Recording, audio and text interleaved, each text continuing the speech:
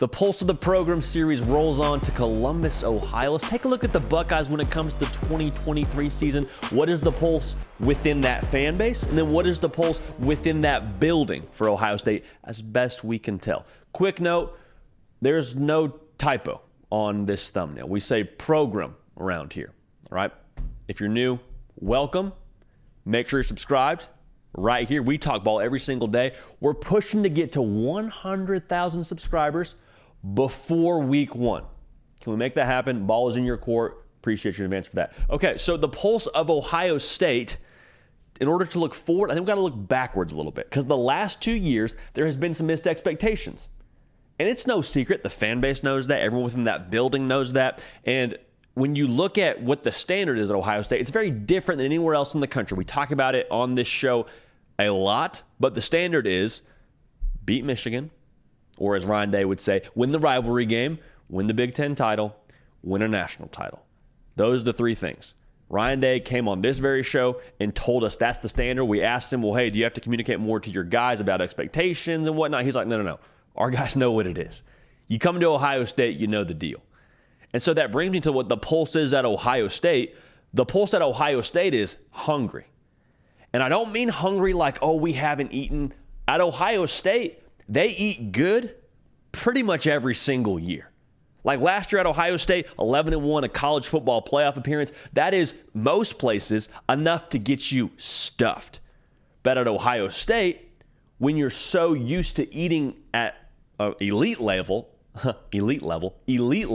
for Ohio State, there is a certain discontentment when you don't eat at that level. Because previously, rattled off multiple Big Ten titles, had a streak of 8 in a row over Michigan, but now you're 0-2 the last 2 years against Michigan. You haven't won the Big Ten in 2 years, and you start to feel like, man, it doesn't really hit the spot like it used to. Last year was great, and if you win a national title, maybe this whole conversation is different. It doesn't really hit the spot like it used to. It didn't really hit the spot like we're used to it hitting the spot if we're an Ohio State fan. And so for Ohio State, when I say they're hungry, it's not oh man, our tummy is just aching and we need to get some kind of sustenance. That's not the case. It's we're hungry to get back to where we believe we need to be. We're hungry to achieve the standard again. And I talked to an Ohio State fan right after that game against Michigan. We were in Columbus, Ohio, when Ohio State fell in that game.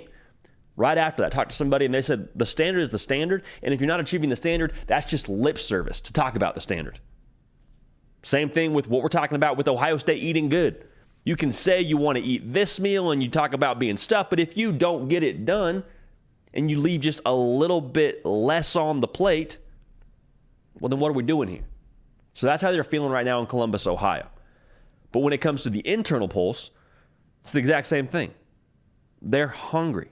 They're hungry to get after it and to get back on top of the Big Ten. Now, here's the difference, though. For Ohio State, it's one thing to be hungry and have nothing you can do about it. It's another to be Ohio State and to recruit the best roster every single year since 2020 in the Big Ten and have a chance now to go get back what you believe is yours.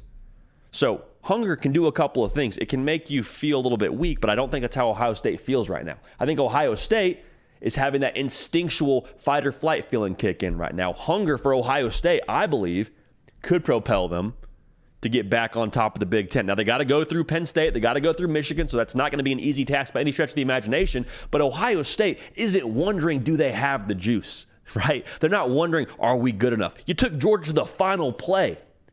You took them all the way down to the chance where you had a shot to kick a field goal, to go to the national title game, and probably would have beat TCU.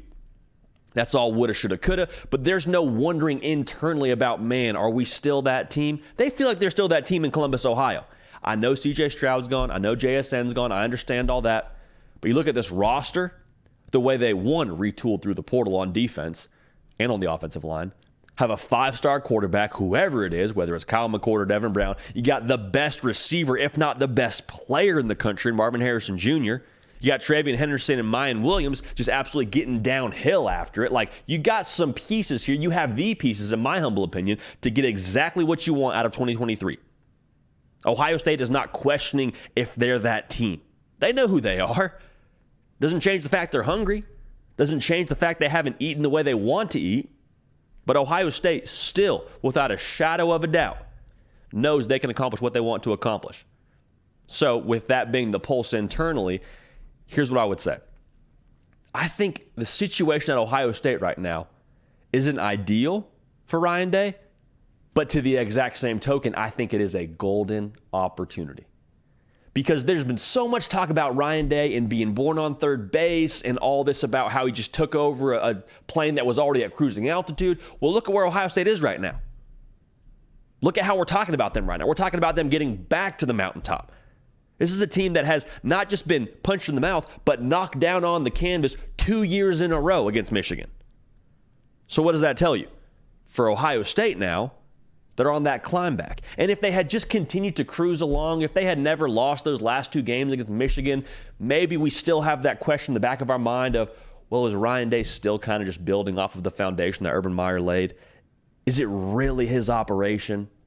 Do we see him go to the portal? Do we see him make the moves on the staff that he made? I don't know that for a fact. I don't know if that's the case right now with Ryan Day and Ohio State. I don't know if we talk about him the same way.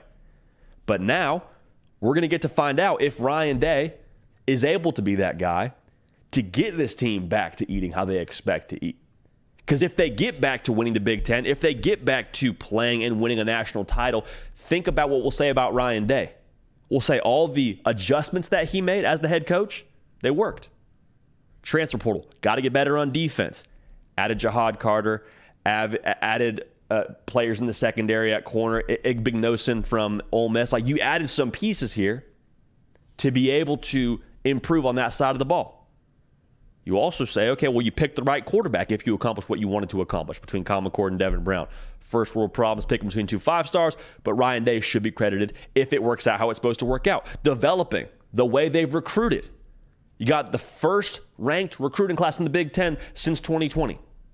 Doesn't mean a whole lot if you don't develop them. If they do that, would have to believe they've developed a lot of those guys. The staff changes they made to elevate Brian Hartline to OC.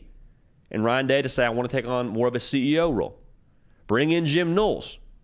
For as much slack as they're getting from last year, or as much flack, I guess is the term, as much heat as they're getting last year from the Michigan game, Ohio State was worlds better defensively than they were the year before. And if they're going to win the Big Ten, Ryan Day should be credited for bringing in Jim Knowles. So what I'm saying here is for Ryan Day, it's not a great situation. You never want to lose to your rival 2 years in a row. I don't care who you are, but especially not if you're Ohio State. But I think the reality still stands that if they're able to accomplish their goals again and eat how they expect to eat, Ryan Day deserves a ton of credit and should really have that third base narrative knocked off of his shoulder. So for Ohio State, they're hungry, man. Fan base is hungry. Building is hungry. Promise you, Ryan Day is hungry. We have an interview with him on this very channel, so go check that out if you haven't already. But for Ohio State, man, I'm just saying, I think it's an interesting spot now for them to be on the climb and to not just be sitting atop the mountain as they're accustomed to being in previous seasons. So that's Ohio State. Excited to watch them get after it this fall. I promise you we'll talk a lot about the Buckeyes and the rest of the beautiful thing that is college football every single day on this channel, up to and all the way through College Football 365. That's what we do here. All right, we appreciate y'all tuning in. We are live tomorrow morning, 11 a.m. Eastern. Make sure you're locked in right here. We'll talk ball again. It'll be a good time. We'll get in the live chat. We're on podcast as well. Spotify, Apple, type in the hard count with JD Piquel. You'll find us. All right, we appreciate y'all. We love y'all. We're going to keep this party rolling. We will see y'all next time. Hey, y'all. Thanks so much for watching. Subscribe to the channel here to make sure you don't miss an episode of The Hard Count. Also, be sure to check out other videos on the On3 YouTube channel.